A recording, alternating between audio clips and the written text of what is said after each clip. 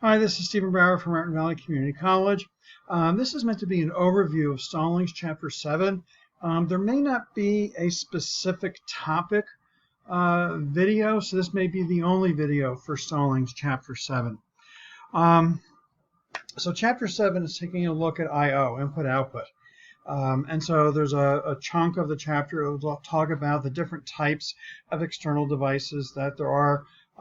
Those that interact with humans, those that don't, those that communicate. And so I'll break down the different categories that there are. In terms of an I/O module, the major functions that it will deal with is control and timing. And so that'll depend on the bus that's being used, whether it is reading control lines or doing something based on a control line, communicating with the processor, communicating with its underlying device, data buffering. So if it's reading data from a device faster, then it can be sent to the processor. It will buffer the data. Or if the processor is sending data to it faster than it can write it out, then that will buffer out and then detecting if any errors exist. In terms of ways in which I/O is done, there's programmed I/O where the processor is directly communicating with the I/O module, and it will wait for the I/O module to then either return the data or to acknowledge in some way. And so with programmed I/O, there's long gaps of time where the CPU is idle. In interrupt-driven I/O, take the example of a write. So suppose there is, and I'm going to over-exaggerate this, but suppose that there's a chunk of data that the processor needs to write to the device, and it can only send a small chunk at a time. So imagine if it makes the request to the I/O device, okay, here's this chunk, go and write it, let me know when you're done.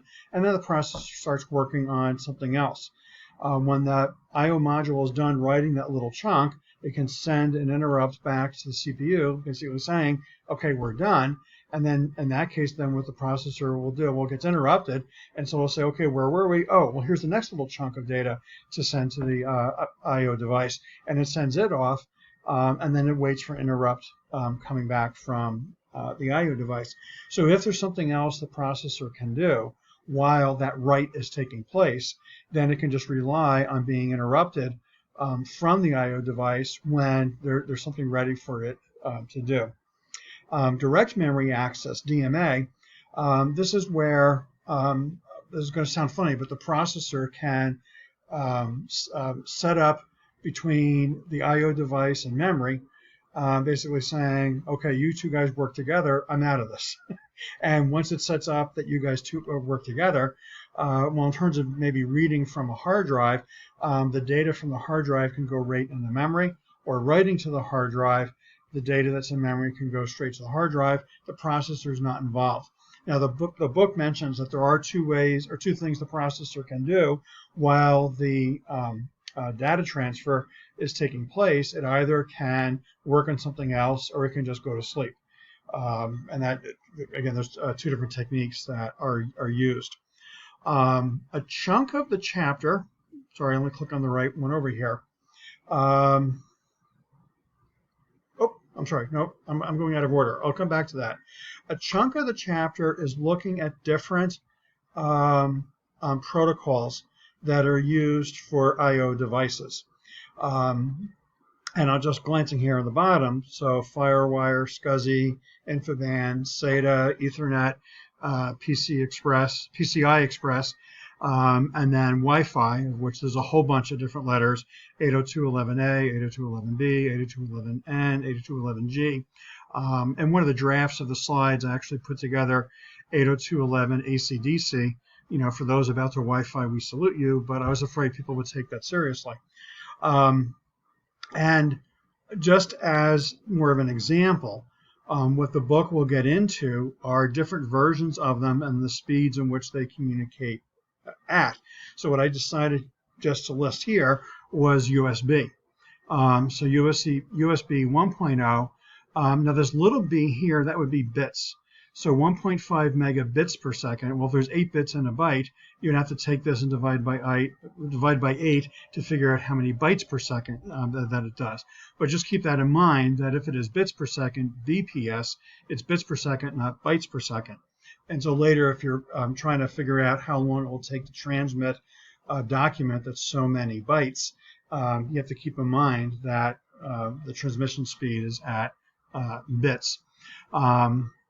But just illustrating here, showing how things got faster over time, 1.0 was 1.5 megabits per second, and then USB 1.1, there was low speed and full speed. The low speed was the same as the 1.0, the full speed 12 megabits per second, and then USB 2.0 had the low and the full, but then also had high at 480 megabits per second, and then USB 3.0 had 5 gigabits per second, and then 3.1, 12 gigabits per second, and then 3.2, 20 gigabits per second, and then the USB 4.0, 40 gigabits per second.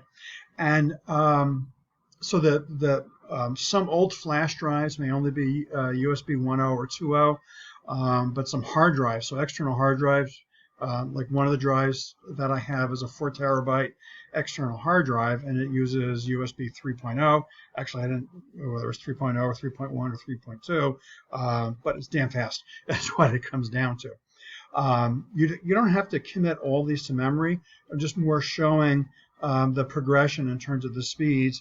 And so what the book will do is then for some of these other protocols, we'll get into that depth as well. The one slide that I was at that I kind of skipped over and wanted to come back to is, I'm sorry, let me back up again another slide. I'm all over the place. With interrupt-driven I/O, in other words, if the processor can go and work on something else, and then the I/O device can interrupt the processor and say, okay, we're ready, or we have something for you, one of the things the processor needs to determine is, well, wait a minute, who interrupted me? Yeah, an interrupt came in, but who interrupted me? And so some different techniques that have been used for device identification. One is multiple interrupt lines. And that would be every single I/O module would have a designated interrupt line, so we can send a signal straight to the processor saying, I'm interrupting you. But one, it can be impractical based on the total number of lines that are needed.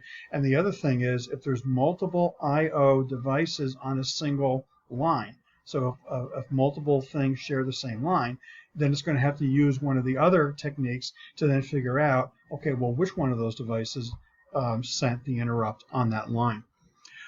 So one is a software poll. And the software poll would be the processor gets an interrupt.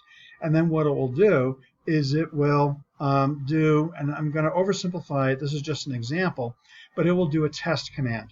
And basically, it'll ask each I/O device one at a time, did you interrupt me? Did you interrupt me? Did you interrupt me? Did you interrupt me? And hopefully they're going to honor, and the only one's going to respond yes is the one that actually did interrupt it.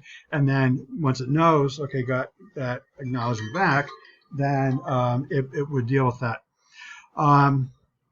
Now, one of the issues there, it can be time consuming. So if you have a lot of modules, then it can take quite a while to go through each individual device to see which is the one that interrupted it. Let me jump to this bottom one here before I go to the one on top. Bus arbitration. The idea in bus arbitration is that there are control lines that deal with is the bus in use or not. And what the I/O module will do is we'll see, okay, if the bus is not in use, then it will go and grab the bus. So it'll gain control of the bus. And then what it'll do is it'll then, once it has control of the bus, it'll send the interrupt request line basically saying, okay, we're interrupting. Then the processor will respond with the interrupt acknowledge line, and then the requesting module will place its vector, which is like its address, on the data lines so that the processor knows, acknowledging who, from the address, who it is. Daisy chain, the processor senses an interrupt, and what it'll do is it'll send an interrupt acknowledge. But the interrupts are daisy chained through all the I/O modules. The requesting module would respond by placing a word or one of the vector on the data lines, and then the processor, when it receives that vector, will then go and respond to that appropriate device. So those are 4 different ways in which the processor, when it receives an I/O interrupt, can figure out, well, who interrupted me. And by the way, on this particular time, when I did create this video, I knew my alarms were going to be going off. For me, it's 2:56, and my drop-in office hour starts in 4 minutes. I was cutting it close, and so it was reminding me of the time that was coming up. So that was planned. I knew those were going to come in and interrupt me, and I hope it wasn't too distracting in terms of the video.